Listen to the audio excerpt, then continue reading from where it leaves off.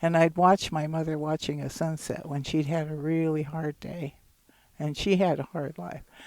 But she got solace from the sunset. She got solace from the wildflowers. She took us out in the wildflowers. So that's what I tried to do with you. And I think that's the most important gift you can give a child, especially in today's world where everything is getting in the technical side of stuff. Yeah. We need nature was here a long time before we did anything, and we've got to learn from it. There's so much we don't know, and we can kind of overlearn, I think. We can kind of go too far. Time will tell. But if you learn those basic things from nature, I know you can Google stuff, but I still like to go to the source and learn by observing or experiencing it myself.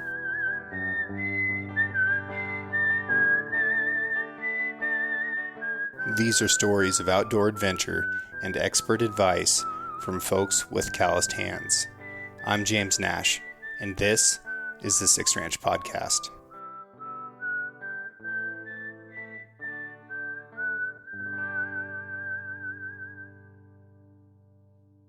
For those of you out there that are truck guys like me, I want to talk to you about one of our newest sponsors, Decked. If you don't know Decked, they make bomb-proof drawer systems to keep your gear organized and safely locked away in the back of your truck. Clothes, rifles, packs, kill kits can all get organized and at the ready so you don't get to your hunting spot and waste time trying to find stuff. We all know that guy. Don't be that guy. They also have a line of storage cases that fit perfectly in the drawers. We use them for organizing ammunition, knives, glassing equipment, extra clothing, and camping stuff. You can get a 2-drawer system for all dimensions of full-size truck beds, or a single drawer system that fits mid-size truck beds. And, maybe best of all, they're all made in the USA. So, get decked and get after it. Check them out at decked.com. Shipping is always free. Okay, Grandma Janie, the last time we talked about the plan for making the garden, and you just came over this morning to inspect my garden and see what you think. So give me your thoughts. How am I doing? Well, you're doing great, James. You have all the necessary things like good soil, it's good black loam, full sun, fence to keep out the elk and the deer and the dogs and the cats, and you got it mounded up and stuff's up. I'd say you're doing really good. Got a lot of weeding ahead of me. Yeah, you have to be consistent and don't let them get ahead of you because they'll win. Yeah. Especially that grass. What's your favorite tool for dealing with weeds in a garden? Oh, my hands. No, actually, I have the thing you call a woman killer, but it's a hand cultivator, one of the first made. It's very old and rusty, and you push it by hand down the rows. And it's it saves a lot of work. It's a lot easier than bending over and pulling weeds, but you got to get them when they're young. Because it before the roots get very deep. Yeah, before the roots get really deep, and it's not that hard. Yeah. At 90, it's getting a little hard to push, but it sure beats bending over and hoeing. Although I love to hoe. I think any age is going to be hard to use a 100-year-old hand-powered cultivator. Well, it's good for the arms. I grew up milking cows. Uh-huh. And thank God for that, because I just kept on with using my muscles, and that's what it takes. And, they don't get sore. Yeah. Yeah. Yeah. Just drink milk, drink water. Yeah. Yeah. Drink tea. I drink a lot of milk, yeah. Yeah. Milk's good.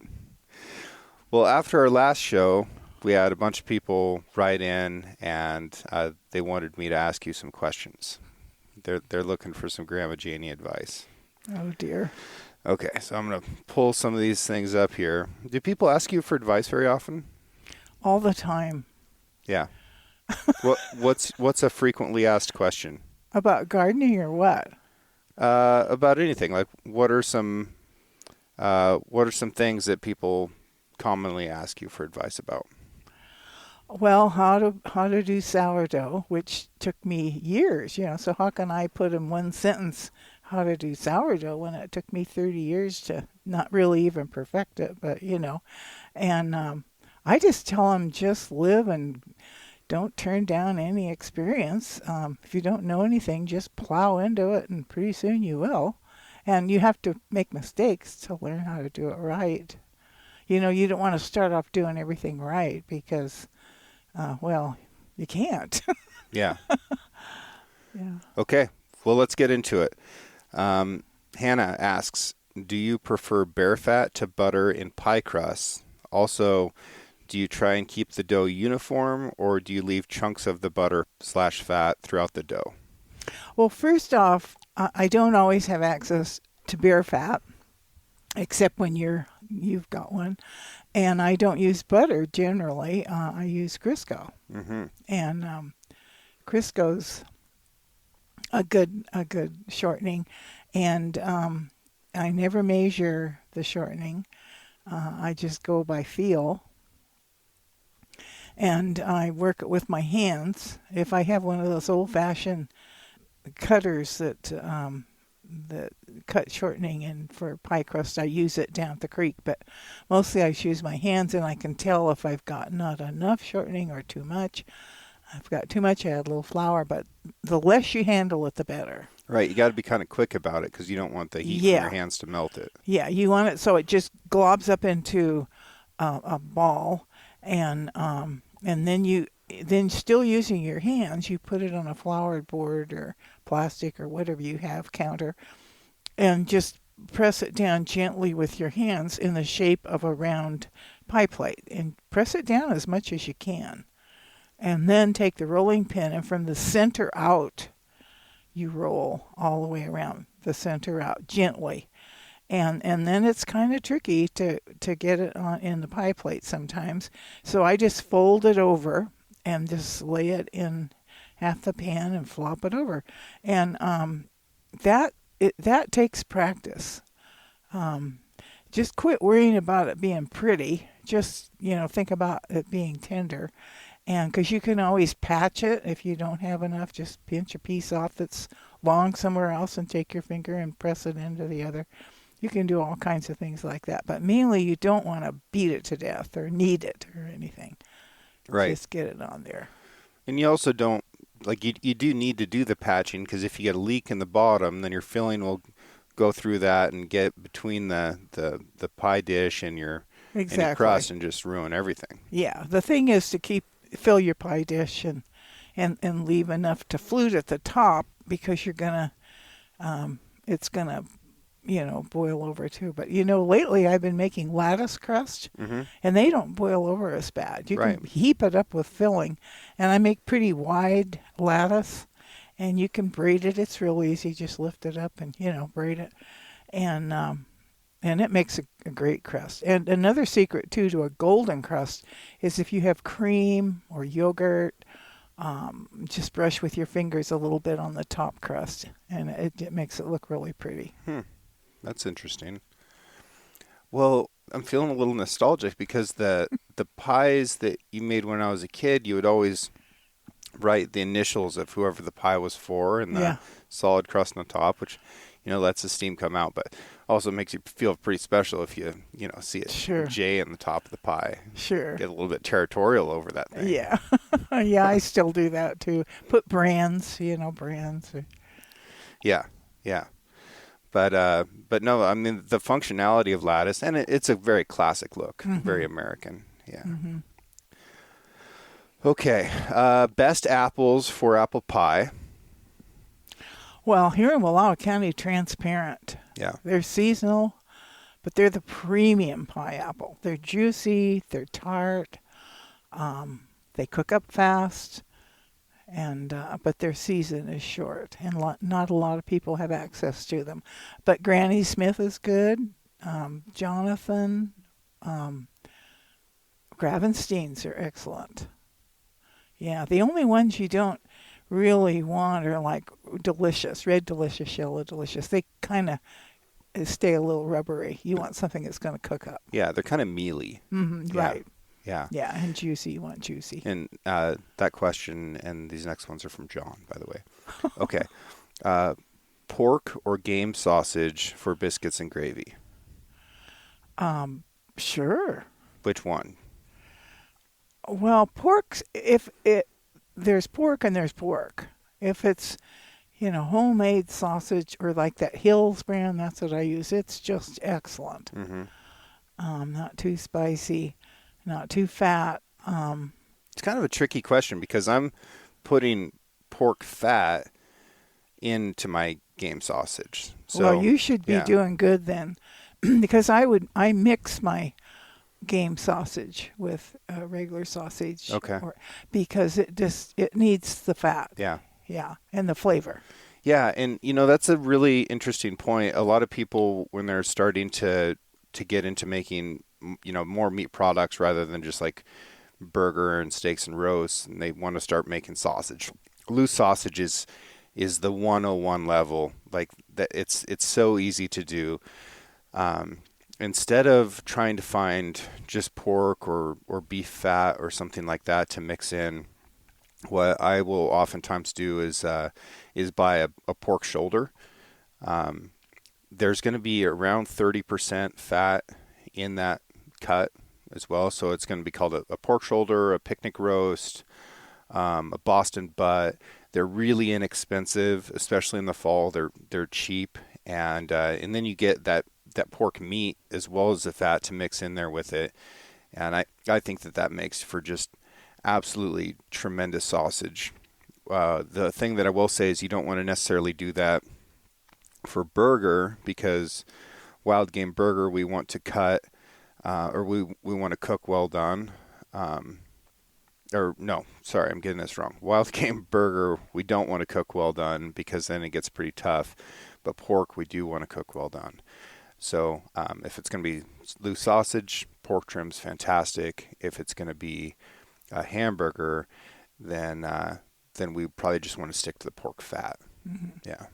Yeah, pork shoulder is excellent. Just take a whole shoulder and make it into sausage. You can't beat it. A little homegrown sage. Okay. Next question. This is a good one. It's about cast iron. So how do you re-season a cast iron that is been really badly abused? Like it got left in a sink of water for generations. It's rusted. Yeah, it's a mess. How do you start over with cast iron? Well, first I wash it really good with soap and scrub it out. Get it really as clean as you can, and then I just take like bacon grease. Or Crisco bacon grease is good, and get quite a bit of it in there and just put it in the oven on low for maybe 24 hours. Oh, really? And just let it soak in. Yeah. And then you might have to do it a couple times to re-season it. I know my second husband used to take it, Doug, and take it out in the shop and take one of these steel wool things and just get it right down to nothing but it never was the same then, Mm-hmm. But you have to get through the rust. Yeah. Or you're going to have it in your food.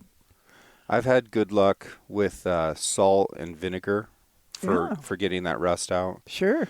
But if you do resort to steel wool or one of those like stainless steel sponge things, you need a light hand. You don't want to just go for it.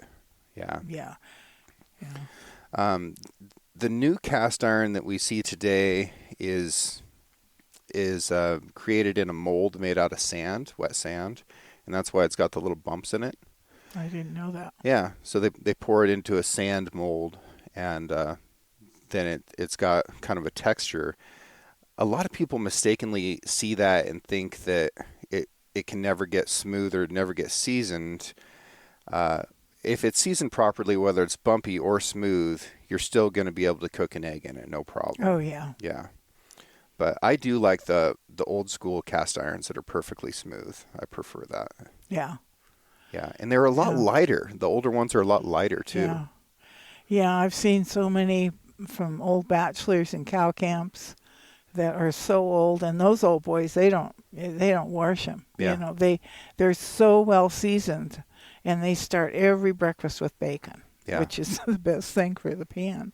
And then of course the heat kills all the germs again. But they have cook breakfast, and then they come home at night and pour in some bacon grease and plop their biscuits in there and let them rise. And oh my God, you just can't beat them. But those pans are so well seasoned. Yeah. They're used twice a day. Right. In like the ones that, you've seen us use on river trips and stuff, the outside of them will be so rusty and pitted. They look like a Cheeto.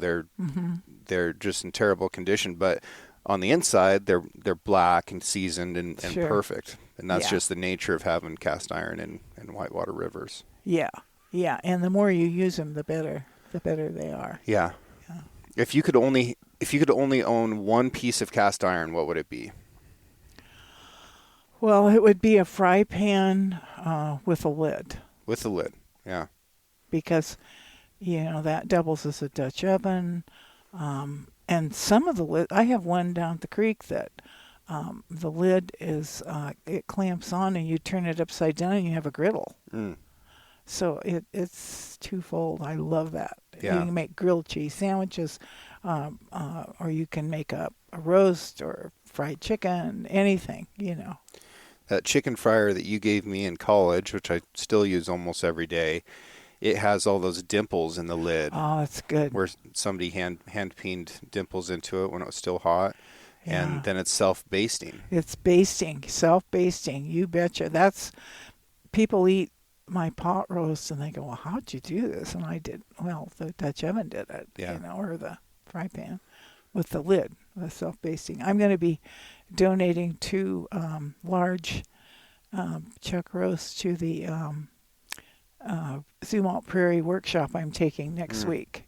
And C. Marie, our instructor, she's part Nez Perce, or she is Nez Perce. She just loves that. Yeah. Oh, she said that meat and the carrots and the onions and the garlic, all cooking together. How did you like the tuna? You got to eat some of the tuna that I caught this winter in Louisiana. The yellowfin tuna. Yeah. Oh, my word. It was just, we had a fellow that was the head of the Senate in Oregon here, and he just about foundered on it. Yeah. And I cooked it the way you said to cook it. Nice. Yeah. Yeah. It's easy to overcook, Yeah. and you don't need to do that. No. Yeah. It was Just gotta delicious. sear the outside. Yeah. It's really filling too. Oh, yeah. Very filling. In fact, I had some left over, and I made a macaroni casserole and what else? Oh, tuna sandwiches to die for. Yeah. I bet yellowfin macaroni casserole is pretty good. Oh, my word. I put those buttered crumbs on the top Oh, and yeah. made a cream sauce. Oh, we foundered on that. Yeah. That's great. Yeah. That's great. Okay. So your one piece of cast iron is going to be a skillet with a lid. You can get a lot done with that. I like making those shallow pies, especially on river trips, like an open face pie, and it's so easy to just throw a crust in there, put some apples in, fold it over, and a skillet does a really good job with that. Yes, it does. Yeah, just throw some coals on top, coals on the bottom, and yeah. And you can get really creative with those. And if you've got a good fitting lid, some advice I got a long time ago with Dutch oven cooking is if you can smell your food, it's probably done or close to it. Mm-hmm. Yeah. So I always try to stay downwind of my Dutch ovens when I'm cooking, especially if I'm cooking out, in the wilderness somewhere. And if I can just sit downwind of it, and then you'll start to see a little bit of steam come out, and then you can smell it. And then you probably better go check it. Do you turn yours very often? Are you rotating them as you're cooking? Oh, it depends on what I'm cooking on. My specialty is over an open fire out in the wilderness, and that's kind of tricky. And it depends on what you're cooking, but when I used to cook in a hole in the ground, which I had heated and prior with coals and stuff, that can sit all day because it decreases in heat, and that long, slow heat is the secret to any kind of success with meat. But pastries are tricky and biscuits are tricky, and sourdough takes a hot oven Mm-hmm. initially, and so it just depends on what Yeah. your source of heat is. Yeah, it's good to, if you're going to be cooking in cast iron for sourdough, it's good to heat up your cast iron Yeah, before you put the dough in it. yeah, Yeah. And I think that yeah, scares people. They think that they're going to burn it, yeah, but it's supposed to have crust. yeah. Okay. Katie asks, what are your favorite meals to cook? My favorite meals to cook. That's a hard one And, because I and love to Katie's cook. Canadian, so she spelled favorite wrong. She threw a U in there to get fancy. Well, that Dutch oven pot roast is kind of a specialty because I use a lot of garlic and onions and all kinds of veggies, and And is that beef or pork?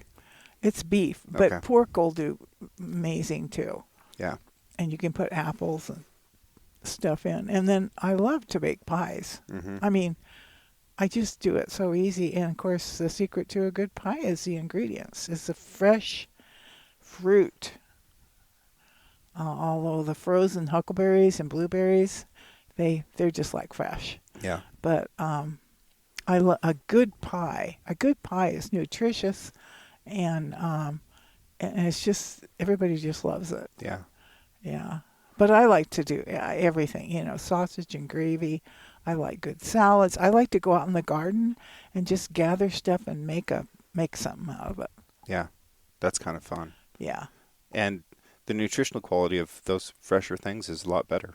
Oh, So much better. yeah. And you can Yeah, taste it. each hour after that's harvested, the nutrition goes away, Yeah. Yeah. Okay. Um, another lady who has an 18-month-old daughter says, what advice do you have for parents? Love them.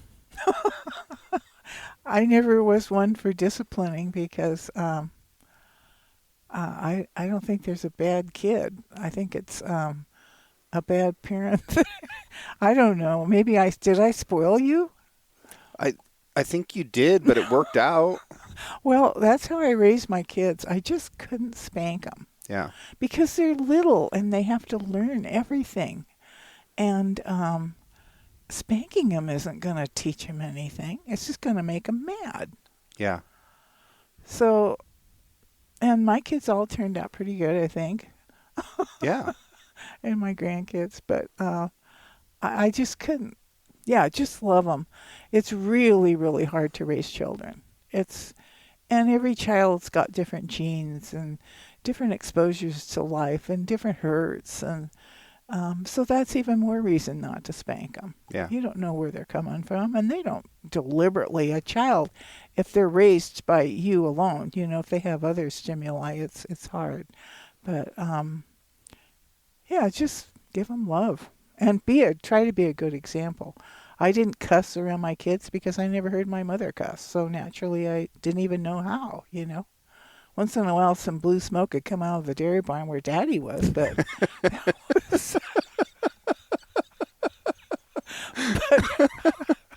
I didn't even know what he was saying. Did he swear in German or English? Oh, both. If a cow stepped on his toe, he had a sore toe with ingrown toenails, and if a cow stepped on that, I'll tell you, it was bad. But I don't know what he actually said.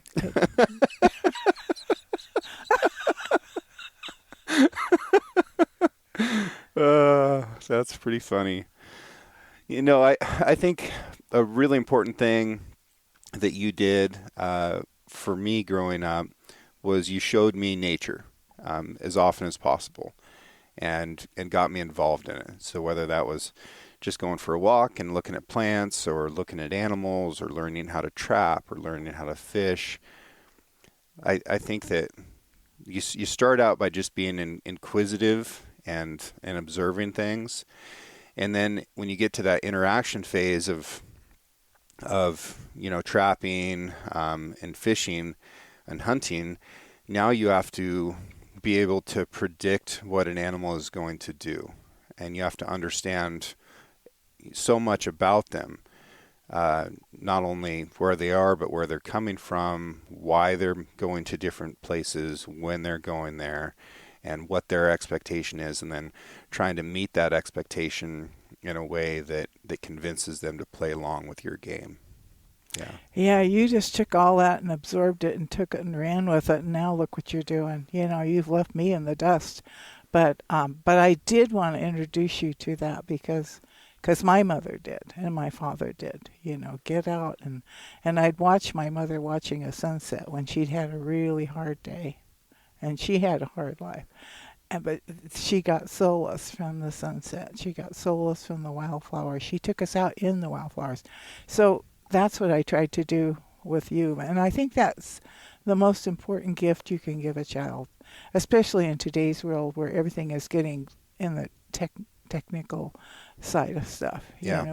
Nature was here a long time before we did anything, and we've got to learn from it. There's so much we don't know, and we can kind of overlearn, I think. We can kind of go too far. Time will tell. But if you learn those basic things from nature, I know you can Google stuff, but I still like to go to the source and learn by observing or experiencing it myself. But I'm old, I didn't grow up with technology. I just heard a story about somebody that visited a Google facility, and a bunch of the people who were working there were wearing these augmented reality glasses. So they're headsets. Have you seen these things? Mm-mm. So think of it like a pair of goggles that is a screen that you can see through, but it can also augment what you're seeing a little bit. And this guy that was going through this tour asked somebody, like, what are you seeing in those things? What are you looking at? And they said, well, here, put them on for a second. And most of those employees were looking at nature scenes. So it would be a desert environment or a jungle environment, and that would be their periphery. But there was no animals, there was no insects, there's none of that. And they're inside of a building doing technical work, but they're trying to do it in a way that made them feel like they're in nature. And I don't know whether to be encouraged by that or saddened. Well, I'm saddened. That's better than just looking at technical stuff, but I'm saddened because in nature there is the insects, and there's the warmth of the sun, and there's um, the senses, the smell, and And people are craving that, obviously. oh Like sure, if that's what you're selecting to see, then obviously you're craving working in that environment. I think so many people don't realize that there's work out there. If you want that, go work in the woods, go work yeah, in the desert, go work in the mountains or the yeah, canyons. yeah, be there. There's work to be done. Oh yeah, Just go do it. yeah, and see that's the important part about introducing children as young as I introduce you, because that's imprinted. That's one of the first things they learn. So that's the gift. Once you know that, you crave going back, and it's like knowing the truth. Yeah. You can't simulate the truth. Okay. We've got another Dutch oven and sourdough question. Okay, so you are setting out to make the best sourdough biscuits. This question comes from a chef, and he cooks both in restaurants and in camps, hunting camps. So if you're setting out to make the very best sourdough biscuits, are you going to use a Dutch oven or a conventional oven? Oh no, I'm going to go to the Dutch oven in the conventional oven. Okay. I mean, I can't just build a campfire anytime I want. That's the ideal, and Yeah. that takes skill to get it right. But the Dutch oven in the conventional oven and start at 425 or higher. Mm-hmm. And like the biscuits take a half hour at that heat. And but ovens are different, ovens are different. And of course, it all hinges on the activeness of your sourdough. Yeah. And 425 is pretty hot for a Dutch oven. It takes a lot of coals to get that. Oh, yeah, Yeah. it does. Yeah. And to maintain it, yeah. Right. Yeah, it does. And it's tricky, but the secret of sourdough is using it, having a good healthy starter, feeding it, and you don't want one that's all green and blue and horrible icky on the sides. It can have some hooch on top, that liquid. Of course, the Eskimos, they drink it because I think it's 80 proof or something. But anyway, you can pour some of that off or use it. It depends on how sour you want it. But it's also, and this is real sourdough. You don't use anything but you just put a little flour with the starter and maybe a little salt, and a little sugar, and that's it. Okay. Next question comes from Morgan. Ask her what she is most proud of that she has accomplished and what you're most proud of about me. That's a nice question. About you? Yeah, what do you let's start with you. What are you most proud of all of your accomplishments? Oh my goodness. Well, raising children. Yeah. Yeah, really. Yeah. Yeah, I was very young. I was only 17. Yeah.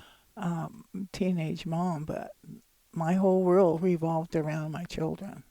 Yeah. They still do, but you have to let them go. I mean, you do the best you can, and then they're on their own. But, yeah, I mean, I was with them all the time. Yeah. Do you still see, I mean, how old is Ramona now? She's 73. So do you see her as a child, or do you see her as a 73-year-old woman? I don't see her a lot. But just in your mind. As a child. Yeah, I still see her as a child. Yeah. Hmm. Yeah. So that lasts forever, right? Yeah, that lasts forever. Yeah. Yeah. I see you, because that's when I had you, was when you were young. Right. Yeah, I'm very proud of what you've become, but I don't know much about your private life right now. Yeah. But I did then. Yeah. Yeah. Okay, and then the second part, what are you most proud of that I've done? Oh my goodness, there's so many things. I mean, you came through, being a Marine and all that horrible stuff and the PTSD but the podcast is huge. I mean, you've taken this thing. I hear from people all over that listen. Oh, you've built a house. You have a family. Now you have a garden. I just toured your garden. And you take on these things that like spearfishing, and holding your breath going down under the water. And you've taken hunting and fishing to a new level that I had no idea. It just blows my mind what you have done, James. I'm very proud of you. I can't even, I brag way too much about you because everybody says you're my favorite, but. Oh, well, thank you. And now the garden has a new tomato start in it that you brought over this morning. Mm-hmm. And of course, I know nothing about any of this, but I didn't realize that you bury tomatoes so deep. Well, the ones like you get at the nursery and stuff, you bury a little bit, but these are quite leggy, Mm-hmm. and you don't What does that mean, leggy? A long stem, Okay. and so you need to bury it deep enough so that the roots will come out Okay. from that and give it a sturdier and more nutrition, And there's all kinds of theories about tomatoes, how you should trim them off to make tomatoes. And here in this county, especially up here on top, as opposed to Imnaha where it's warmer, you just need to keep them alive so they don't get frosted.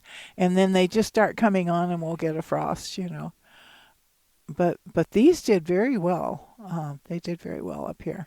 When should we have tomatoes from this plant? Oh, it depends on the year. Yeah.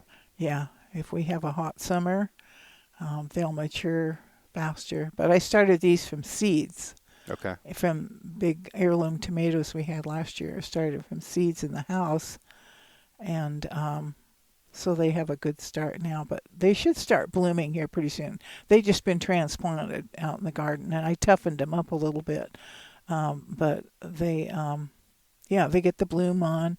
They like warm nights, Okay. and you have a excellent location with full sun. So is this an August thing? Is it a July thing? Maybe late August. Late but August? but last year, these tomatoes on the slope in October, I harvested enough to last clear to Christmas. Wow. I picked them green, and Yeah. they kept ripening, but they were starting to ripen good.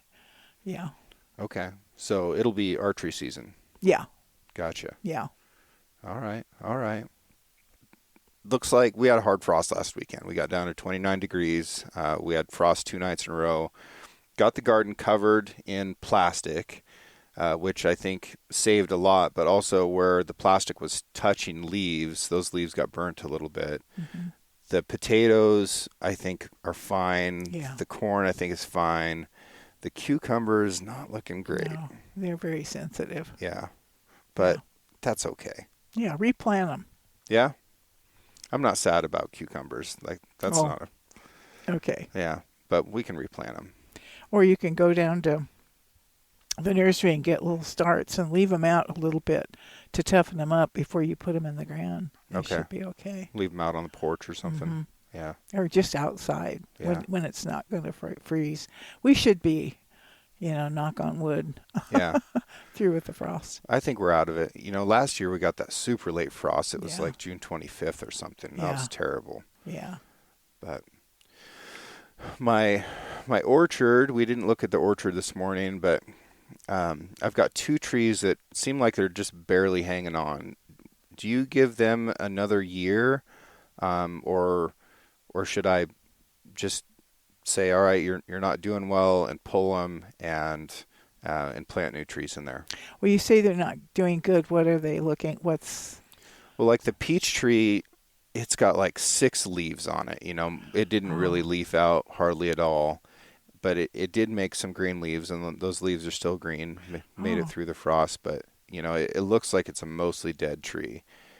And then there's a Johnny apple that is kind of the same. It made a lot more leaves, but they were just stunted and shriveled and never really did their thing. It didn't bloom either. They take a lot of water Yeah. after you transplant them, and And it's the second year on both those trees. yeah, they take a lot of water the first 2 years actually, and it takes a while for a little tree to get established. But if it's got green leaves, I just leave it. Okay. It might come back again. Okay. Um, The peach is such a long shot, but I yeah. love peaches, Yeah. Oh, yeah. Yeah, I had 30 peaches on a tree that was only 2 years old down at the creek. I don't know what kind of tree it was, what variety, but it just depends. Totally different climate down there. Yeah. Yeah, it is. Although, the same variety was in this garden. And that tree went through heck. It looked like it was going to die, but it's made it. Yeah. Yeah. Well, I just got back from the Florida Keys. I was down there last weekend. You listened to that episode, and was doing a dive school. It is all about key lime pie down there. Oh. Every single restaurant in the Keys has the best key lime pie in the Keys. They're all a little bit different. They're all a little bit different. Some of them use a couple different kinds of citrus. They'll mix like lemon and orange in there with it. But yeah, it's an interesting pie culture down there. Really? Yeah, yeah. They're all very proud of it, and it will be on every single menu. Yeah. Wow. And you see little key lime trees growing all over the place too. Wow. People's yards. What's the difference between a key lime and the lime you buy in the store? The key limes are little, so they're like golf ball sized maybe, and they're Real juicy? very round. Yeah. I'd guess that they're maybe a little bit sweeter. than the limes we get here. Of course, the limes that we get here in the grocery store, Yeah. it's just kind of the idea of a lime, right? It's been through a lot Oh, before it yeah. gets to Wallowa County. Yeah. But I'm thinking about putting in a greenhouse next to the garden. Oh. And because we get such, we get 100-mile-an-hour winds, we can get 3 feet of snow. Both of those being extreme examples, but it happens, often enough that I need to plan for it. It looks like the only kind of greenhouse that can stand up to that snow load and that wind load are geodomes. Have you seen those? I've heard of them. Yeah, they look kind of like a spaceship, I guess. But yeah, I'm thinking about trying to get one of those. They're very expensive, but it would be cool, and I could grow a citrus tree in the middle of it, and be able to grow food all year long inside that. That'd be fun. Have you been to Charlie Olson's? No. Oh, you need to go up there. He's on the top of the hill on the Elk Mountain Road. Okay. You need to go up there because they have orange trees and the oranges on them and lemons on them and Really? every kind of fruit, orchids in their house. It's glass, but you could probably do that in a greenhouse, but it's just amazing. Yeah. They have their own microclimate because the high, even here in the slope, that air current goes around. They have the most remarkable garden you ever saw. But inside the house, they got all these plants, hundreds of plants. That's a lot of work. Like a jungle. That's a lot of work. I feel like I need to slow my roll a little bit because I'm becoming like a full-time, plant tender. And when the fall rolls around, I've got to switch to guiding and hunting and all that stuff. So there's still a lot of work to be done in September and October. Oh, yeah. And but a greenhouse is the only thing for your tomatoes, too. Okay. Yeah. Tomatoes like a greenhouse. Yeah, they do. They like warmth to ripen. These heirloom tomato seeds, how do you harvest those seeds so that they're viable to plant the next year? Well, you have to take them and take the gooey stuff away from them. It's kind of tedious. And then dry them. Just air dry them out, leave them out. And then just store them in a plastic bag. Yeah. Every one germinated. Yeah. Yeah, I have 60 plants over there. So we should have a lot of tomatoes. That should be a lot. But I can them. Right. I can them and roast them and then freeze them. You can take them and cut them in half and drizzle them with olive oil and put basil and garlic and salt and pepper on them and roast them for about 3 hours and then just shove them with all the shove them with all the juice and all the stuff in the plastic bag and then just throw it in your spaghetti sauce. It's a little meat. You don't even have to. So you roast them after you can them or before? Before. Okay. Don't peel them. Just cut them in half and roast them for 3 hours. Yeah, you turn it down. It's like 300 or something, but it's amazing. Yeah. And they get real juicy. You save all that juice. And just take a little bag of that and put it in your spaghetti sauce, and well, you can just use that, But I like a little hamburger in it. Yeah. Well, you gotta have meat in it, otherwise it's not a meal. Yeah. Or you can throw that in soup. Or stew, or just heat it up and make a loaf of sourdough bread and dip it in it. It's wonderful. And you can do a lot of them that way. Okay, we've got another question here from Bill. These things are rolling in while we're talking. Oh, my gosh. So Bill asks, if you could only eat the meat of one animal for the rest of your life, what would it be? Oh, gosh, a steak. Yeah. A T-bone steak. Yeah. That's a good one. So you just eat T-bone steaks every day for the rest of your life? Well, I get pretty tired of that, I think. But you can make everything from a taco to a sandwich to everything with a T-bone steak. But I just like gnawing on those bones. And of course, it depends on the meat too. It has to be Wallowa County beef. It has to be good beef. Okay, here's a little bit more of a serious question. This is from a husband who's trying to help his wife, get through some tough times being postpartum. So what's the best way that a husband can support his wife during tough times? What's postpartum mean? Um, postpartum depression, I think. Oh, okay. I'm going to look it up to make sure that I don't get this wrong. Okay, so yeah, postpartum is depression that some women get after they have a child. Oh, and that's hard on the man, right? Hard on everybody. Hard on Yeah, everybody. Yeah. Well, um, you just kind of plow through it by listening.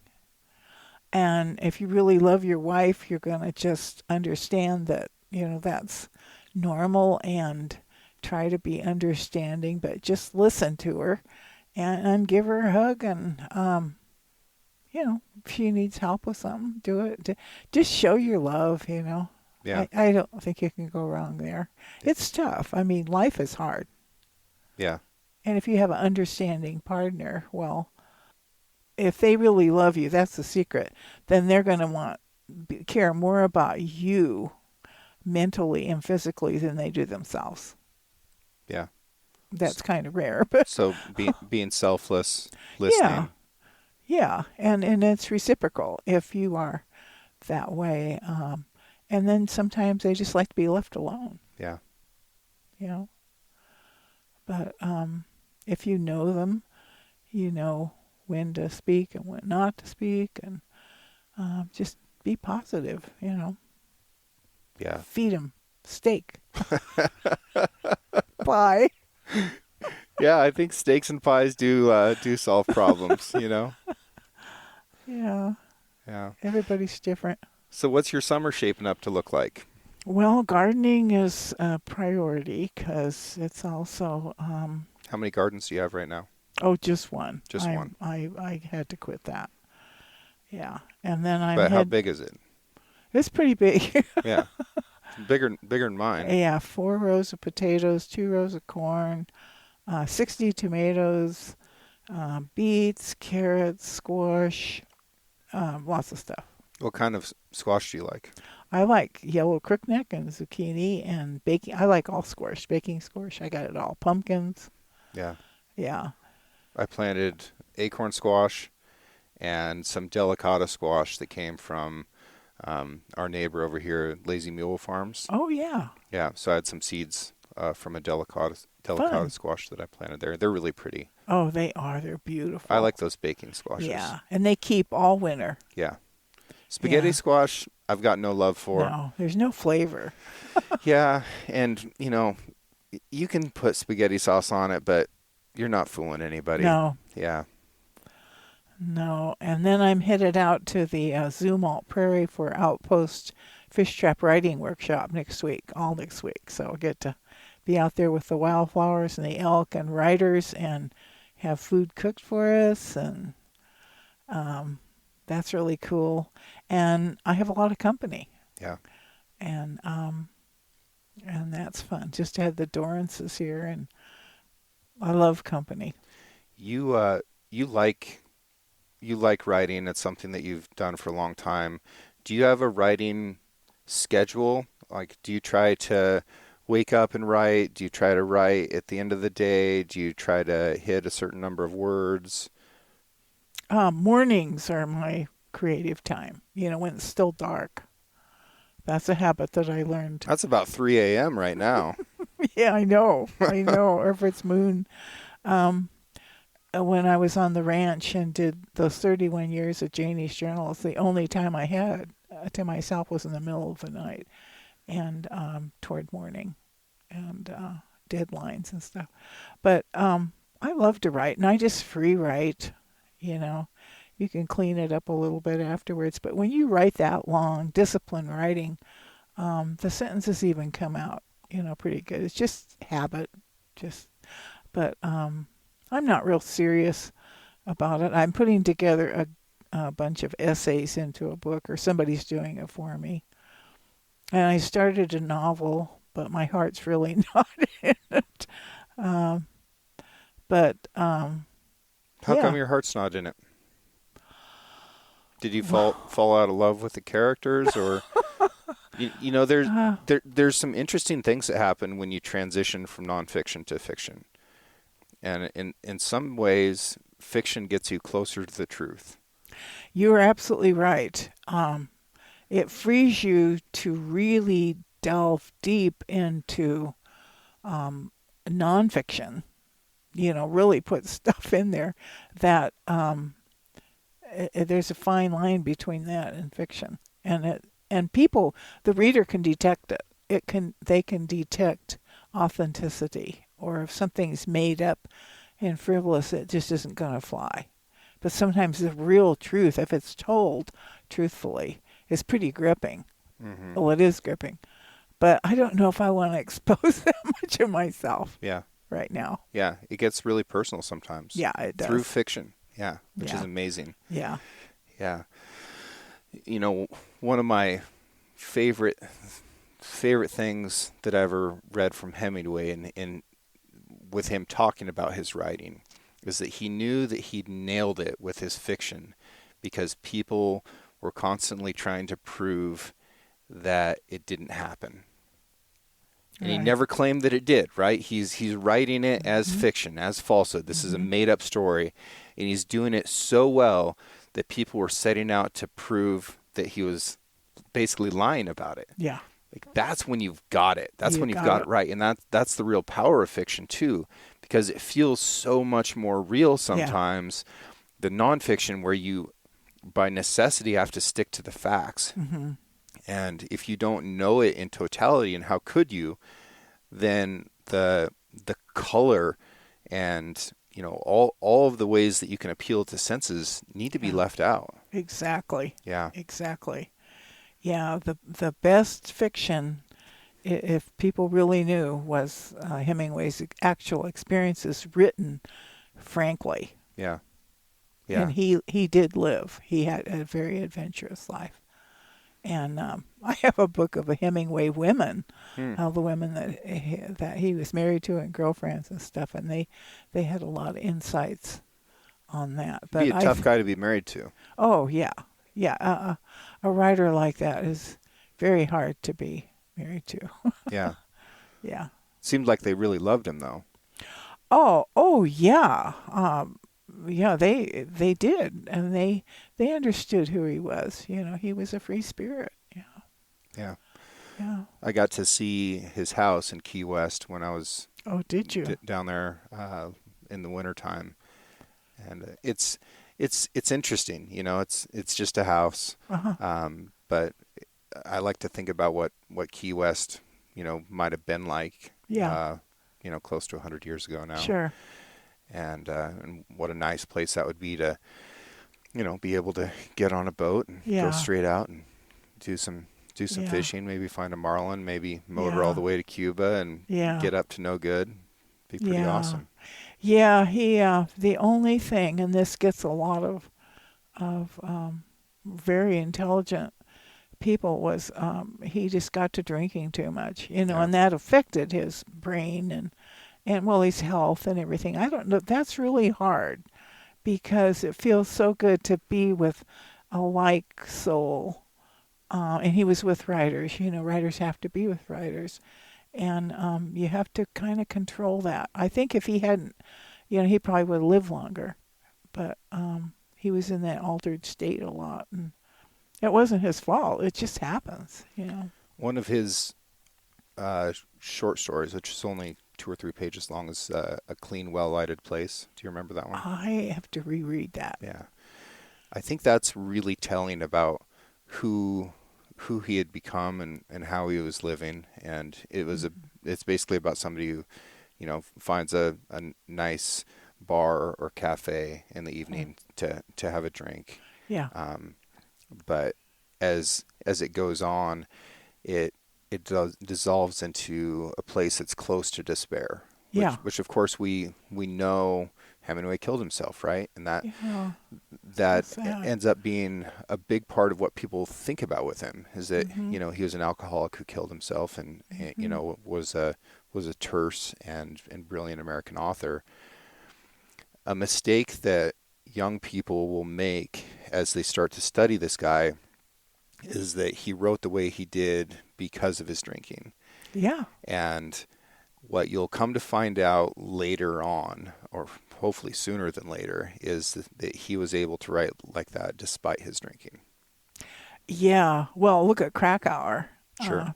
the snow leopard, and all those things. He was under LSD or whatever, but it was brilliant writing. Yeah, that state does make you be authentic, and true. It gives you the courage to do it. And that I love reading and I love books, but you'll notice there's only a couple books in the studio, and this is one of them that is very, very underrated.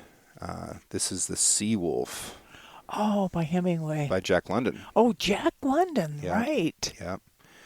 And I'm trying to see if there's even a print date in this. But Wow, that's an old book. it's an old book. Yeah, it doesn't even have the page that shows the copyright date in it. Oh my gosh, it is old. And London was terrific as well, right? Oh yeah. From that same contemporary time period. And he's better known for, The Call of the Wild. And I've talked about To Build a Fire on the show before. We talked about that with Laura Zira. I think To Build a Fire is an almost perfect short story. But as far as novels go, have you read The Sea Wolf? Not in a long time. Oh, I have it's to so reread good. it. It's Yeah. so good. I read all his stuff. Wasn't there one called The Knife? Who wrote The Knife? The Knife, or was that To Start a Fire? Maybe that's what it is, to start a fire. I remember one called The Knife that was written by a surgeon talking about a scalpel. No, this was a different knife. It was the one that started the fire. Might have been To Start a Fire. But it was so simple, and it was short, and it was just a brilliant essay. I had to read so much during such a compressed time period in college that I didn't get to remember all of it. Mm-hmm. Yeah. It was, you would kind of read enough to be able to talk about it the next day and then let it go and move on to the next. You had a really good professor, though. I met him. He was wonderful. Yeah, Dr. Yeah. Weltzing. What an incredible guy. Yeah, he told me he thought you were another Hemingway. Oh, yeah. I don't know if there can ever be one. No. The times of long form writing are changing. I don't know if people have the attention span to read 500 pages anymore. Certainly not, 1,000-page monsters like Moby Dick and stuff like that. That time is gone for sure. Yeah. Another thing that's changed, Grandma, is that a lot of people that are getting into writing are hoping that their stories get picked up for the screen, for movies or for series. So they're really sticking to this 3-act format, like, introducing characters in the first act, showing some type of drama to build out who those characters are, introducing at the end of the first act the primary conflict. Second act is all about developing that conflict, and the third act is about resolving it. And it is a great format for storytelling, but it's a formula at the end of the day. Yeah. What are your thoughts on that? Well, I don't agree with that. I think I proved that with Janie's journal, that I didn't have a format. And there are people that like somebody to describe wildflowers or how you feel, or just simple things like baking a pie or something. There are people out there that like that. And I think we forget about that reading public. And I had a huge following, and I don't know why, but I didn't have a format. And sometimes I'd launch into all kinds of stuff, not just my daily life. But I think how are people to know what the readership likes? Of course, the new generation likes different things, and like you say, they don't take their time to read. I'm rereading Everett Roos. He died at 20, and he went off with 2 burros into the Sierras and the Canyonlands. And ultimately, he disappeared at age 20. They found the burros, but he wrote, and he was alone. And he wrote to his mother, and they saved all those letters, and they're published. But he was brilliant, and he had to be with just certain people because the rest of them bored him. I mean, he just didn't get fulfilled being with them. And I found him a really interesting study, but he read. He put in his pack boxes books, and he read everything, the Iliad and the Odyssey, everything, and just lapped it up. Yeah. And by a campfire. Or Do you think he was running away from something? you need to read him because it was a difficult. Or was he running towards it? No, he just was in search of beauty and he only could find that in the wilderness. But he wrote under miserable conditions, and he tried college, but he couldn't. He just was above it all, sort of. But yeah, it was interesting. Yeah. But he read voraciously. College can be a miserable condition. Yeah, he didn't agree with it. Probably is for everybody at certain points. Yeah. Yeah. I struggle today in talking with high school kids about what they should do, because college isn't necessarily a great investment for everybody. And when I was in high school, it was very much like, if you don't go to college, you're going to be a failure in life. Yeah. And we bought that, and my whole generation, we did it. We went to college and took on tremendous amounts of debt, came out of it into a really terrible economy. Yeah. And then we're like, what now? Yeah.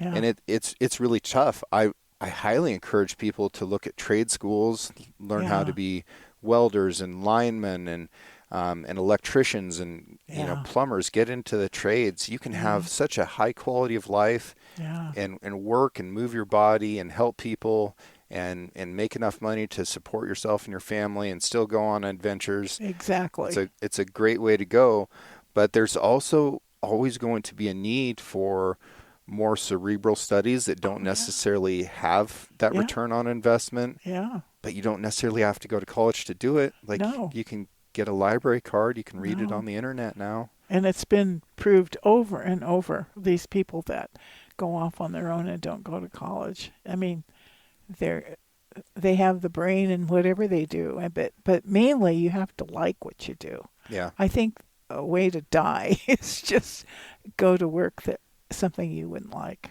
How awful. I mean, could you be put in a cubicle and work on a computer all day? No. No, I couldn't. Well, I take that back. I would do anything if that's what had to be done. Yeah. Oh, sure. If to that's make a what living. had to be done to support the people in my life that I love. Yeah. There's nothing I wouldn't do. Right. But it would be a death. Yeah. Yeah, it would be a death. Yeah, part of your brain just would cease to function. But I'm so glad I don't have to put on a pair of goggles to give my peripheral vision the idea that I'm in nature. Yeah. Oh, gosh. Well, once you've tasted the real thing, you're never gonna be satisfied with anything fake. Which is the same way with tomatoes. Yes. Right? If you were going to the store and you buy this perfect, unblemished, round, plastic red thing that is utterly tasteless, and then you compare that to a tomato that came out of a garden recently, they're different things. They're incomparable. Those strawberries they ought to be outlawed. Those great big strawberries that are white inside. Well, some people have never tasted a real strawberry, so they can't compare. Right. and that's what it is with these poor folks wearing headsets. You know, they're eating, they're consuming the idea of something without knowing what it Yeah. actually ought to be. Yeah. Yeah. Yeah. But tell you, Grandma, I didn't.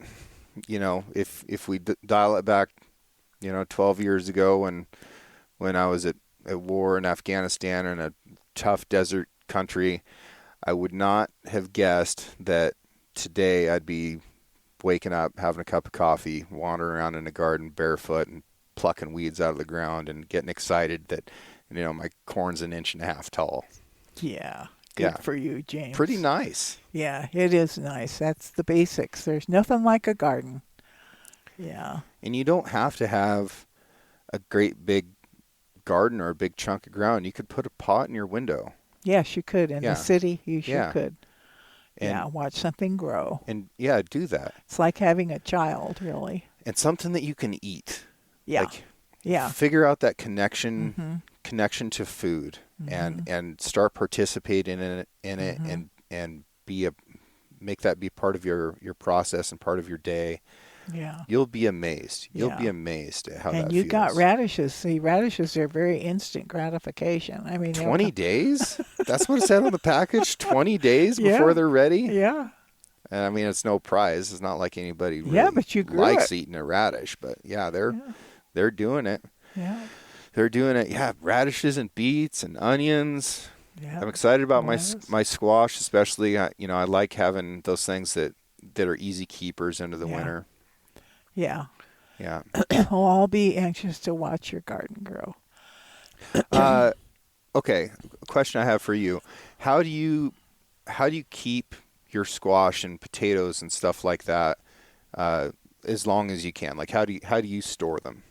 Well, ideally, you need a root cellar. You can just dig it into the side of a hill or something, rock it up.